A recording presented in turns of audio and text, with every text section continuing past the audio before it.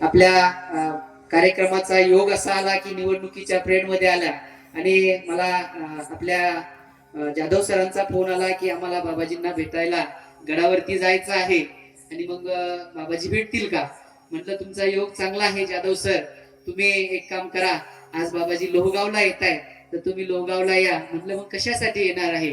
म्हटलं अशोक दादा गरुड ज्यांचं बाबाजींच्या कार्यामध्ये एक खूप असं चांगलं सहकार्य आणि त्यांच्या शैक्षणिक क्षेत्रामध्ये अमठाणा घाटनांद्रा पेडगाव या परिसरामध्ये एक चांगलं शैक्षणिक क्षेत्रामध्ये ज्यांचं काम आहे असे अशोकदादा गरुड हे त्या ठिकाणी बाबाजींच्या सेवेमध्ये नेहमी ज्यांचं योगदान आहे ते गडावरती बाबाजींच्या आशीर्वादासाठी जाणार होते. परंतु म्हटलं बाबाजी याच भागात येत आहे तर तुम्ही निश्चित लोहगावला या.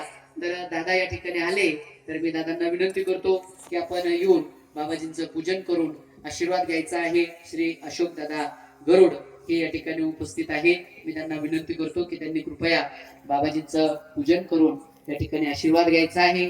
त्यांच्या शाळेचे जे शिक्षक आहे श्री रायबांजी जाधव सर, जिथं जिथं अनुष्ठान असतं त्यांच्या शाळेचे सगळे लेझिम पथक आणि ढोल पथक ते त्या ठिकाणी कुठंही अनुष्ठान असलं तर मिरवणुकीसाठी घेऊन येतात. असे अशोक दादा गरुड हे या ठिकाणी बाबाजींचं पूजन करून आशीर्वाद घेत आहेत. सर्वांनी टाळ्या वाजवून त्यांचा धन्यवाद व्यक्त करायचा आहे.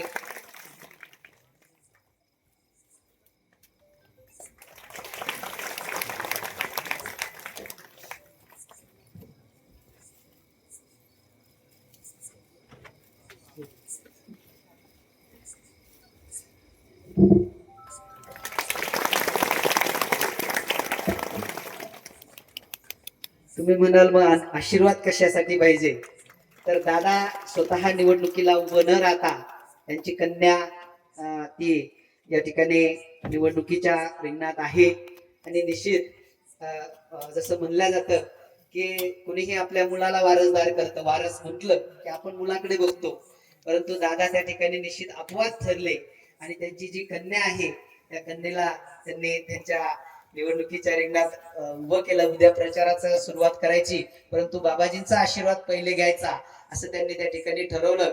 आणि आमचे रायबान जाधव सर जे की आमच्या नेहमी संपर्कात आम्ही त्यांच्या आहे, त्यांनी म्हटलं की आम्हाला आशीर्वाद घ्यायचा आहे तर म्हणलं तुम्ही लोहगावला या. तर दादा धन्यवाद. त्याचप्रमाणे